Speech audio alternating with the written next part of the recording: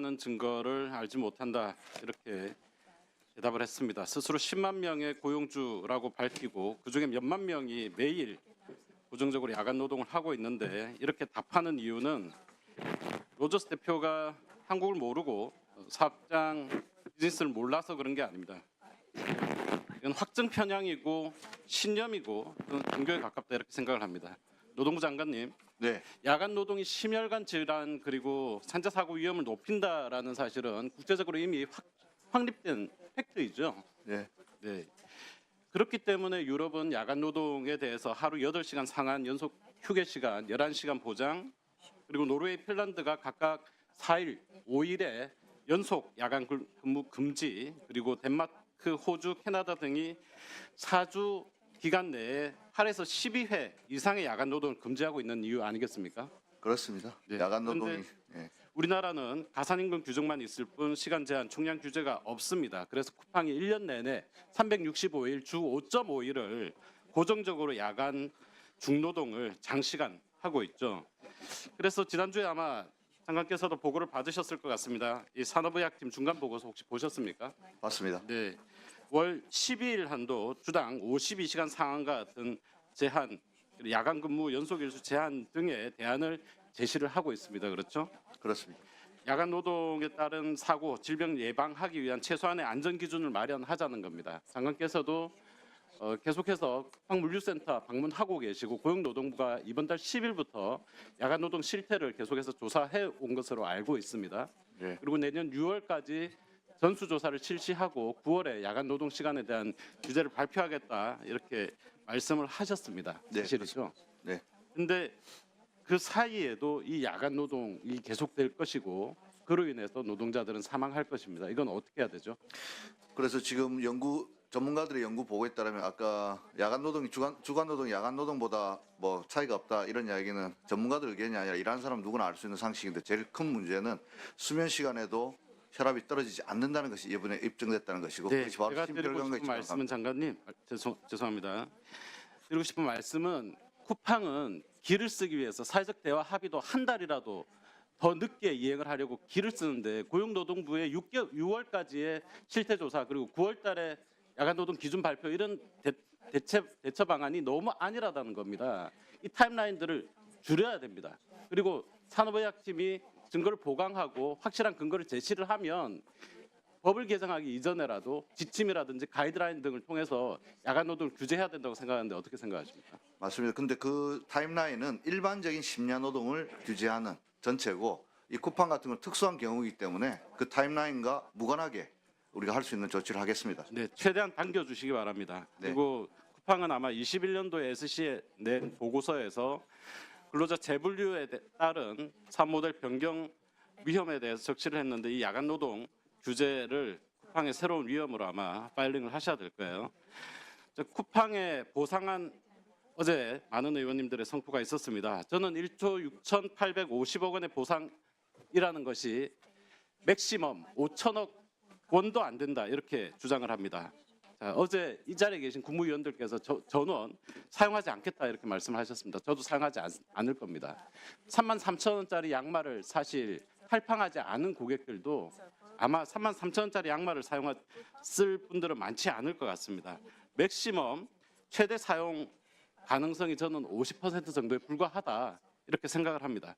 쿠팡은 이 부분에 대해서 계산을 안 했을까요? 했을 겁니다. 이걸 낙전 수익이라고 하죠.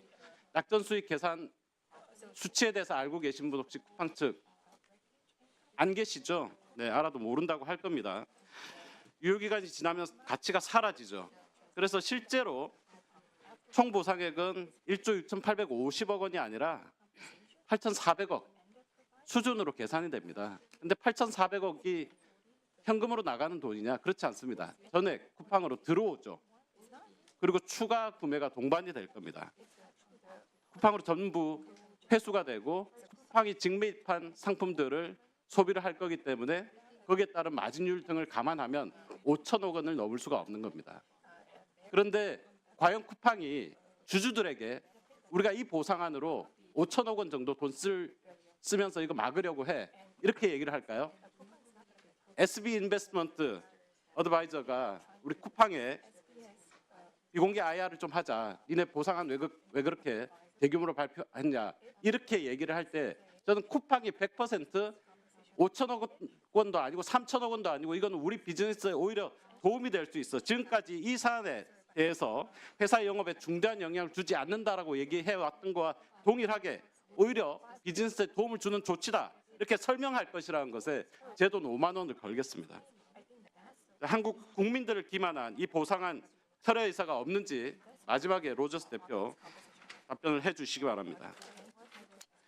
마지막으로 어제 이용호 의원께서 질의하셨던 최성락 씨에 대한 산재 승인 취소 소송에 대해서 말씀드리겠습니다. 로저스 씨가 계속해서 쿠팡은 한국에서 한국 법률에 따라 소를 제기할 권리가 있다 이렇게 주장을 하셨습니다. 권리가 있으니까 소송을 제기를 한 거죠. 그런데 조금 전에 또 에틱스를 얘기를 했습니다. 중요하게 생각을 한다고. 앞뒤가 말이 안 맞는 얘기죠. 이 사건은 당초에 2010년 10월부터 약 6개월간 고정 야간 노동을 하시던 노동자가 심근경색으로 사망한 사건이었는데 근로복지공단의 이 판정위원회 심의 일정 장소를 통지를 받지 못함으로 인해서 발생된 사건입니다. 그래서 산재 승인을 재신청을 하게 되었고 산재 승인이 받아들여졌습니다. 그런데 이 지급 결정을 취소해달라고 심사 청구를 쿠팡이 제기를 했죠. 그러고 나서 행정소송까지 끌고 갑니다. 이 유족들을 법정에 다시 한번 세우면서 소송을 제기하는 이유로 쿠팡이 밝힌 것이 이렇습니다. 산재가 인정되면 근로감독이 강화될 수 있다.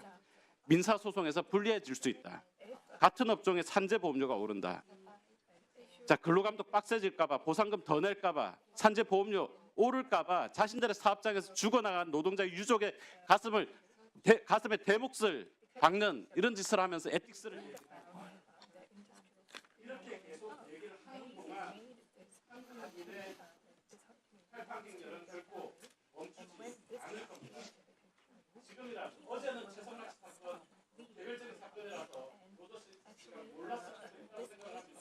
어젯밤에 보고를 받으셨다면 이게 계속해서 이렇게 소송을 끌 사안이 아니라고 생각한다면 소송을 당장 중단할 것이에 대해서 의견을 밝혀주시죠. 간단하게 답하시죠. 소송을 중단할 의향이 있다, 없다. My understanding is there are legal requirements around workplace accidents. Using the courts 사업장 내 exists so that we 사고에 can make sure that 대한 both companies and 법적 the government are 요건이 있는 following 것으로 legal 알고 standards. 있습니다. I believe that's 저희는 our right and our duty as a 법적 절차를 company and 이용할 frankly as the 권리가 government. 있습니다. 예, 기업으로서 안 하겠다는 뜻입니다. 박홍배 의원님. 중단할 의사가 없다. 이렇게 확인합니다. 금융위원